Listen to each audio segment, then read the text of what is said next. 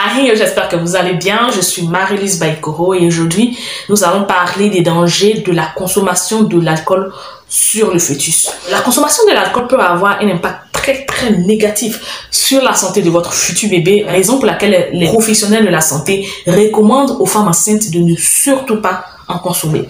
Et pour cause, l'alcool traverse facilement le placenta qui est censé protéger l'enfant et passe directement du sang de la mère à celui du fœtus, quoi. Je tiens quand même à préciser que même si en dehors de l'alcool, il y a d'autres éléments tels que les antécédents de santé familiaux, le style de vie, l'alimentation, l'usage du tabac ou de la drogue qui peuvent impacter de façon négative le développement du fœtus, l'alcool est quand même un poison dont il faut s'éloigner pendant la grossesse.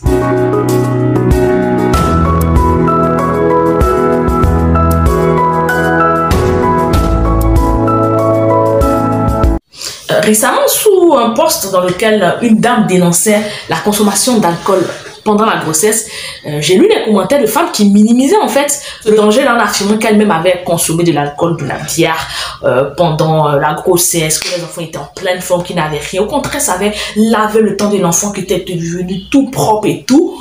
Et puis, il y a celle qui s'est dédouanée en disant que l'alcool était une envie de grossesse et qu'elle ne pouvait pas y résister. Écoutez, mesdames, d'abord, sachez que les conséquences de l'alcool sur le fœtus peuvent s'étendre sur le long terme. Donc, c'est pas parce que maintenant vous ne voyez pas les conséquences directes de l'alcool sur votre enfant que ça veut dire que plus tard, il n'y aura pas de conséquences sur en deux. Les conséquences de la consommation de l'alcool sur le fœtus ne sont pas que physiques. Elles peuvent être d'ordre mental parce que l'alcool va agir sur le développement du cerveau de votre enfant. Enfin, pour celles qui disent que voilà, c'est une envie de grossesse et tout, est-ce que vous pourrez boire de l'acide si vous en avez envie pendant votre grossesse? Ou bien est-ce que vous pourrez vous jeter du toit d'un immeuble juste parce que c'est une envie de grossesse? Sinon, alors vous pouvez vous passer d'alcool, quoi. Vous comprenez, c'est pas une excuse. C'est triste, mais de nombreuses femmes ne prennent pas réellement conscience des conséquences de la consommation de l'alcool sur le fœtus. Bon, en même temps, on n'en fait pas beaucoup de publicité, on n'en parle pas beaucoup, on dit juste, ce n'est pas bon. Il n'y a pas beaucoup de campagnes qui vont dénoncer ça, aller plus en profondeur. Donc, et moi-même, j'ai failli le faire, sauf que mon bébé n'a pas voulu d'alcool. Dieu merci. Donc, maintenant, on va parler des conséquences ou des effets de l'alcool sur le fœtus. Voilà. On fait en même temps la sensibilisation. Et déjà, il faut savoir que la consommation d'alcool va augmenter les risques de fausses couches, d'accouchement prématuré ou de bébés mort-nés. Déjà, même que ces risques-là existent quand on est enceinte, vous n'allez pas les augmenter en prenant de l'alcool. Hein? Il y a même des bébés qui, quelques semaines après la naissance, vivent ce qu'on appelle des périodes de sévrage par rapport à l'alcool. Ils ont tellement été alcoolisés étant dans le ventre de maman qu'ils sont devenus accros. Donc, quand ils sortent, qu'ils n'ont pas les doses d'alcool, ils sont irrités, ils pleurent beaucoup, ces enfants-là. Ils n'arrivent pas à se calmer, ils n'arrivent pas à dormir, ni à manger correctement. Pire, ce sont des mots qui risquent de les suivre toute leur vie, en fait. Là, vous comprenez pas, mon bébé, je sais pas pourquoi il pleure, maman, tu as pris de l'alcool. Peut-être que c'est ce qui est en train d'avoir des effets négatifs sur ton enfant. Est-ce que vous avez déjà entendu parler du SAF ou du syndrome d'alcoolisation du fœtus? C'est une maladie grave qui peut porter atteinte à l'enfant toute sa vie et cela survient quand voilà, le fœtus, au travers de sa maman, est tout le temps en contact avec de l'alcool.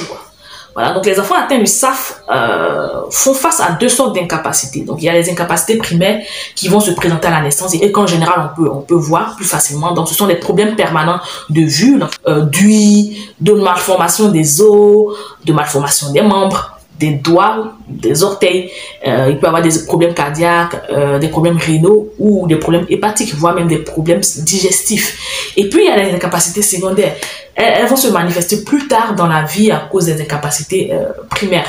L'alcool va agir sur le cerveau de l'enfant, donc l'enfant peut avoir des problèmes de santé mentale. Sa vie scolaire peut être perturbée parce qu'il aura du mal à se concentrer, à se canaliser, à mémoriser. Il va évoluer difficilement par rapport aux autres enfants de son âge. Et l'enfant peut avoir des problèmes avec l'autorité. J'ai regardé un documentaire où un enfant atteint de SAF était vraiment grossier et dur avec sa maman parce que voilà, la partie de son cerveau qui était empathique, respectueux, qui se soumettait n'avait pas vraiment été développé, donc il n'arrivait pas à se sociabiliser, non? Voilà, être sociable comme les autres enfants de son âge. Ces enfants-là sont plus aptes à être dépendants à l'alcool ou à la drogue plus tard. Ils peuvent avoir des difficultés à gérer leurs impulsions sexuelles. Il y en a beaucoup qui deviennent des pervers sexuels. Il y en a beaucoup qui sont incapables d'être autonomes. et puis plein d'autres choses, quoi, vous comprenez. Donc, il existe de nombreux traitements pour aider les enfants qui souffrent de SAF ou du syndrome d'alcoolisation du fœtus, mais en général, cela n'existe pas dans nos pays. Bon, déjà, même que le diagnostic de ce syndrome n'est pas très connu, le traitement, n'en parlons pas, quoi. Moi, je dis toujours qu'il vaut mieux prévenir que guérir. Si vous êtes enceinte, qu'il y a une amie qui vous dit « Ah oui, prends la bière, bois ce que tu veux, ça va rien de faire, moi je n'ai plus, je n'ai rien eu, et tout, ça va laver le teint de votre bébé et tout. » Madame, dites-lui que mieux vaut prévenir que guérir. Déjà, la grossesse en elle-même vous met en danger. Il met en danger votre bébé, on ne sait jamais ce qui peut se passer. Vous n'allez pas venir décupler ces risques-là en prenant encore de l'alcool. Non, ne prenez pas des risques. De toute façon, la grossesse ne dure que 9 mois. Après les 9 mois, si vous n'allaitez pas, vous pourrez consommer ce que vous voulez, mais quand vous êtes enceinte, faites attention, ne buvez surtout pas de l'alcool parce qu'on ne sait pas à combien de pourcents l'alcool commence à agir négativement sur l'enfant. Donc, vaut mieux ne pas en prendre en même temps. Hein. Voilà, et j'espère que cette vidéo vous a beaucoup aidé. Je vous donne rendez-vous pour la semaine prochaine sur ce que Dieu vous garde.